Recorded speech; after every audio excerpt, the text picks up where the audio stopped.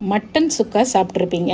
ஆனால் சூப்பர் டேஸ்டான சைவமாக வாழைக்காய் சுக்கா சாப்பிட்ருக்கீங்களா? சாம்பார் சாதம், ரசம் சாதம், தயிர் சாதம், வெரைட்டி ரைஸ் எல்லாத்துக்கூடையும் அட்டகாசமாக இருக்கும். செய்கிறது ரொம்ப ஈஸி. 2 வாழைக்காய் எடுத்திருக்கேன். சின்ன சின்ன க்யூப்ஸாக கட் பண்ணிக்கிங்க. ஒரு 100 ml எண்ணெயில் வாழைக்காவை போட்டு ஒரு 3/4 பதம் ஃப்ரை பண்ணி எடுத்துக்குங்க. கூடவே ஒரு 1/4 டீஸ்பூன் உப்பும் சேர்த்துக்குங்க. இப்போ வறுத்த வாழைக்காய் எடுத்து வச்சுட்டு ஒரு மிக்சியில் 10 சின்ன வெங்காயம், 7 பல் பூண்டு, ஒரு சின்ன துண்டு இஞ்சி, கொஞ்சமாக கருவேப்பிலை, 3 காஷ்மீரி மிளகாய், ஒரு 2 டேபிள் ஸ்பூன் துருவின தேங்காய், 1/2 டீஸ்பூன் சோம்பு, 1/2 டீஸ்பூன் சீரகம், 1/2 டீஸ்பூன் மிளகு. தண்ணியெல்லாம் ஊற்றாதீங்க, அப்படியே பல்ஸ் மோடில் கொரகொரப்பாக அரைச்சி எடுத்துக்குங்க. இப்போ அதே எண்ணெயே போதும். அதில் ஒரு 2 டேபிள் ஸ்பூன் எண்ணெய் மட்டும் ஊற்றிக்கோங்க.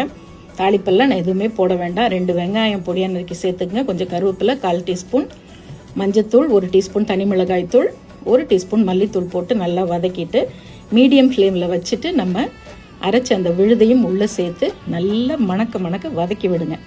இப்போ வறுத்த வாழைக்காயும் அதில் போட்டு மசாலா எல்லா பக்கமும் கோட் ஆகிற மாதிரி நல்லா பிரட்டி விட்டு கொஞ்சமாக தண்ணி தெளித்து 1/4 டீஸ்பூன் உப்பும் சேர்த்துக்குங்க. இப்போ எல்லாத்தையும் நல்லா கலந்து விட்டு ஒரு 2-3 நிமிஷம் மூடி வைங்க. அந்த பச்சை வாசனை எல்லாம் போனதுக்கப்புறம் அப்படியே சுருள வறுத்து எடுத்திங்கன்னா அருமையான வாழைக்காய் சுக்கா. ஒரு தடவை செஞ்சு பாருங்கள், அப்புறம் விடவே மாட்டீங்க. ஏன்னா டேஸ்ட்டு அப்படி.